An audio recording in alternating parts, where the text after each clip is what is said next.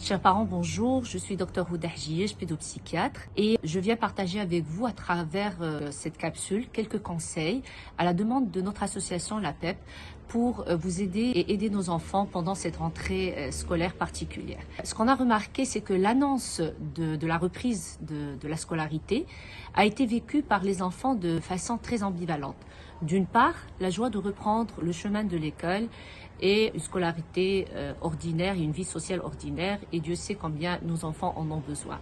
D'un autre côté, l'appréhension, que ce soit par rapport au virus et au risque de contagion, et les enfants, donc j'ai entendu des enfants dire qu'ils avaient peur pour eux, mais aussi pour leurs parents, puisqu'ils sortent et qu'ils pensent qu'ils peuvent ramener le virus à leurs parents, et d'autre part par rapport au respect des mesures de protection. Donc quelques conseils par rapport à ça. Même si on voit que nos enfants, ou si on voit que notre enfant est joyeux, très content de pouvoir reprendre l'école, on pense que créer un espace de parole autour du sujet peut libérer quand même certaines angoisses et peut amener l'enfant à exprimer les questionnements qu'il garde en lui.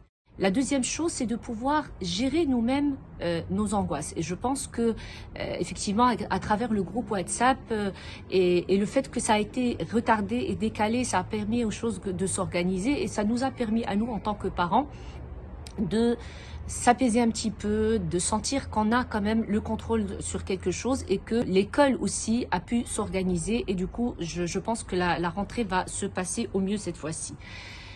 La troisième des choses, c'est d'informer les enfants sur les règles de protection, mais sans trop mettre la pression autour.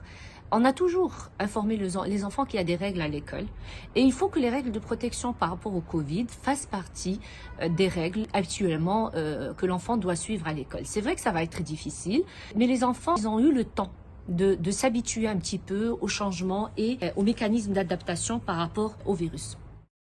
Et enfin, laisser l'enfant poser toutes les questions qu'il a à poser autour du sujet, parce que on sait que c'est des choses, par exemple, parmi les questions émergentes, c'est comment on va faire pour passer toute la journée avec un masque. Est-ce que les autres enfants vont respecter? Comment on va faire pour rentrer par la porte principale? Des questions comme ça que les enfants se posent entre eux, mais parfois qu'ils n'osent pas venir poser aux parents. Et je pense que c'est important d'ouvrir justement une discussion autour de ce sujet et de revenir dessus de temps en temps pour permettre aux enfants de désangoisser et de passer cette période de la rentrée avec suffisamment de sérénité.